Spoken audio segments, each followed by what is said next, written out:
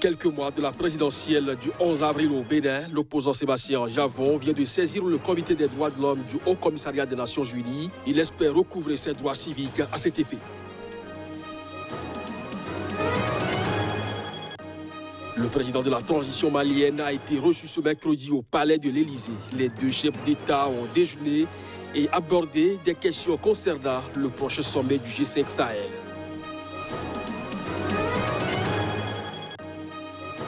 Au Ghana, Jerry Rawlings repose désormais dans sa dernière demeure. L'ancien président ghanéen a été inhumé ce mercredi. C'était lors des funérailles d'État auxquelles ont assisté plusieurs représentants et dirigeants du monde.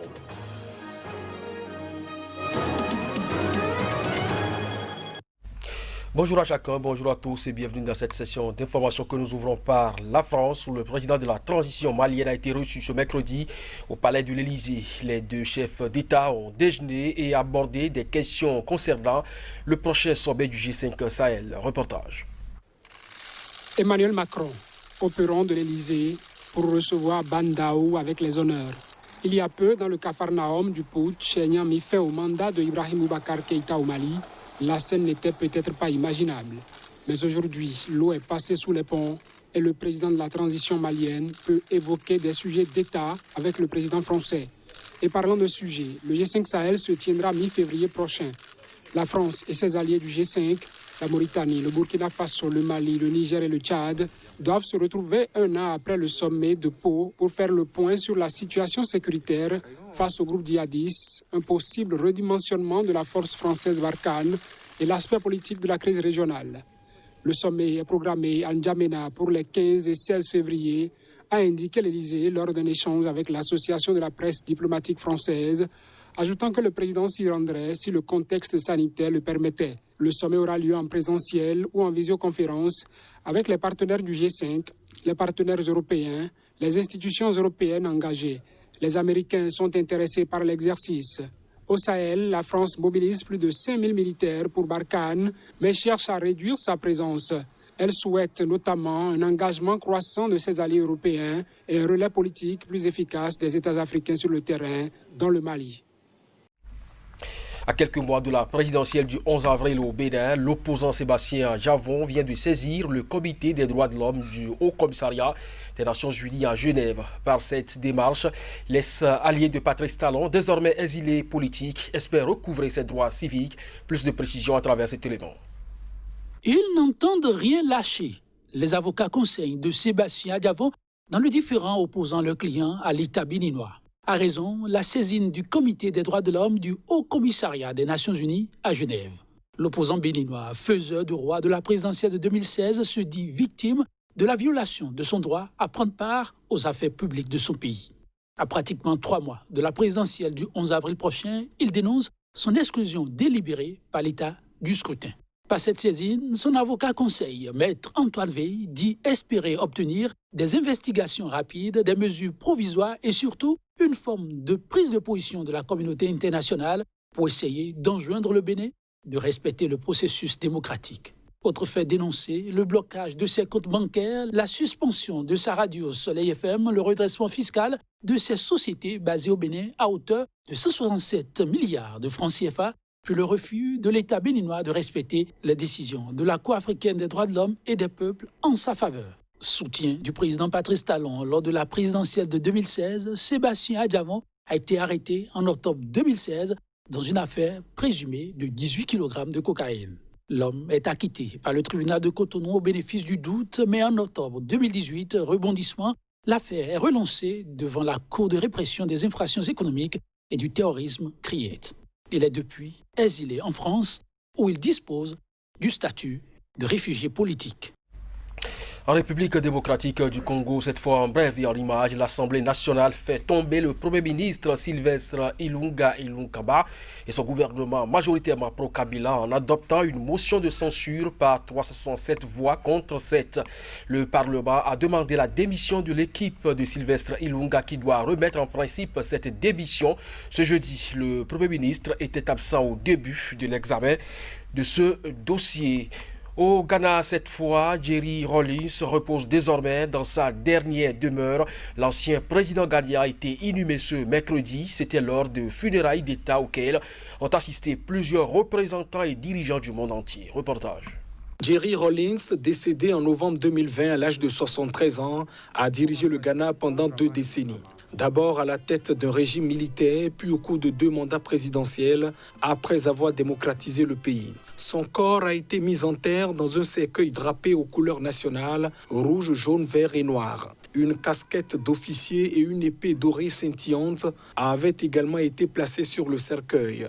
À Accra, capitale du pays, le cercueil de cet ancien pilote de l'armée de l'air a traversé une haie d'honneur sur la place de l'indépendance, symbole de la victoire du Ghana sur la Grande-Bretagne coloniale. Des centaines de Ghanéens avaient déjà rendu hommage à cette grande figure de la politique postcoloniale et panafricaine lors des 3 journées de commémoration organisées depuis le début de la semaine. Tu étais fier de tes devoirs de père, tu étais un homme passionné ouvert, a déclaré mercredi sa veuve dans son discours funèbre, lu par sa fille princesse Amina. L'actuel président du Ghana, Nana Akufo-Addo, que Rawlings avait soutenu lors de sa première session au pouvoir en 2016, l'a décrit comme un leader charismatique et intrépide. Papa J, de son surnom, a été enterré dans un cimetière militaire d'Accra après une cérémonie de 3 heures faite d'hommages, de prières, de traditions culturelles et de chants. D'abord prévue le 23 décembre, cette cérémonie avait été annulée au dernier moment avant d'être repoussée à la fin janvier, après les différends entre sa famille, les chefs traditionnels et les représentants de la scène politique locale. La route a été meurtrière au Cameroun. Une collision entre un bus et une camionnette a coûté la vie à au moins 53 personnes. L'accident s'est produit dans l'ouest du pays.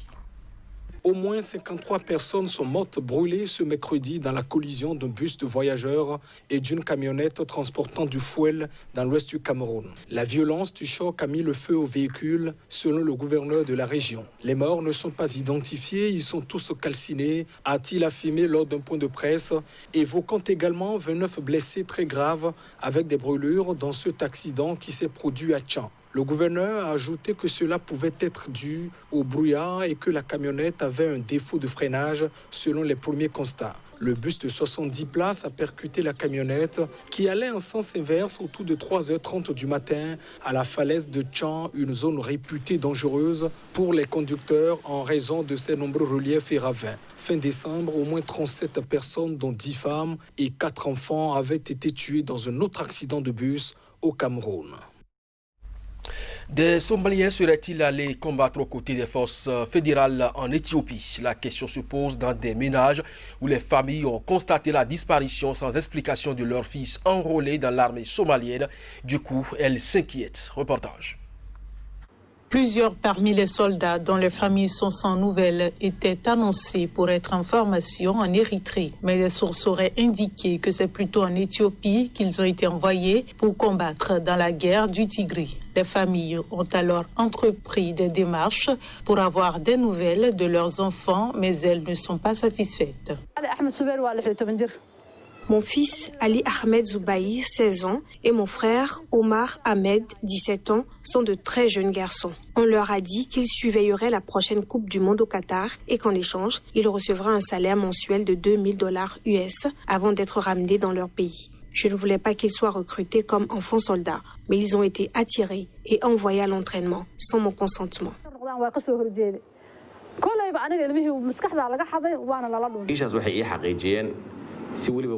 Les responsables de renseignement éthiopiens m'ont confirmé avec beaucoup d'inquiétude que le gouvernement érythréen a déployé des soldats en formation somaliens dans la guerre, en précisant qu'ils ne savent pas s'il existe un accord entre les 2 pays. Sur cette question, les fonctionnaires ont également déclaré que de nombreux soldats somaliens ont malheureusement été tués sur place.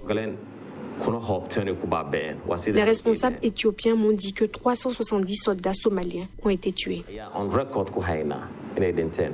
Un haut gradé somalien a confirmé à l'AFP que certaines recrues ont été envoyées se former en Érythrée. Mais ces informations à propos de soldats somaliens engagés au Tigré sont sans fondement, affirme-t-il sous couvert d'anonymat. L'affaire suscite l'émotion en Somalie et la pression monte pour expliquer le sort des disparus dans un pays qui se prépare à des élections tendues déjà plusieurs fois reportées. L'ambiance entre le laboratoire pharmaceutique britannique AstraZeneca et l'Europe se vicie. Le laboratoire a claqué la porte à une réunion qui le mettrait au banc des accusés. Il lui a reproché le retard dans ses livraisons. Plusieurs fois déjà, cette semaine, le laboratoire a été entendu sur les reproches de l'Union européenne. Ce mercredi encore, il a été convoqué pour donner des explications sur le retard des commandes passées et qui sont attendues pour être réceptionnées vendredi prochain. Cette fois-ci, AstraZeneca a préféré se retirer. La semaine dernière, c'était une baisse du volume à livrer qui avait fait réagir l'Union européenne. Vendredi dernier, la société AstraZeneca a informé de façon surprenante la Commission et les États membres de l'Union européenne qu'elle avait l'intention de fournir dans les semaines à venir un nombre de doses considérablement inférieur à celui convenu et annoncé. Ce nouveau calendrier n'est pas acceptable par l'Union européenne. Bruxelles conteste les explications fournies par le PDG du groupe, Pascal Soriot, dans un entretien donné mardi à plusieurs quotidiens européens et dément notamment le principe de réserver au Royaume-Uni la production des usines britanniques. Dans le contrat de précommande conclu par l'UE en août portant jusqu'à 400 millions de doses du vaccin AstraZeneca Oxford, il est mentionné que les sites de fabrication britanniques étaient une option pour l'Europe, mais seulement plus tard, précise le Français. Dans un passage publié par le quotidien italien La Repubblica, le patron insiste: nous ne sommes aucunement engagés auprès de l'UE, ce n'est pas un engagement contractuel. On a dit, on fera de notre mieux, mais sans garantie de réussir. Ce sera donc tout pour cette édition. Merci de nous avoir suivis. Bonne journée en compagnie des programmes de SICA. À très bientôt.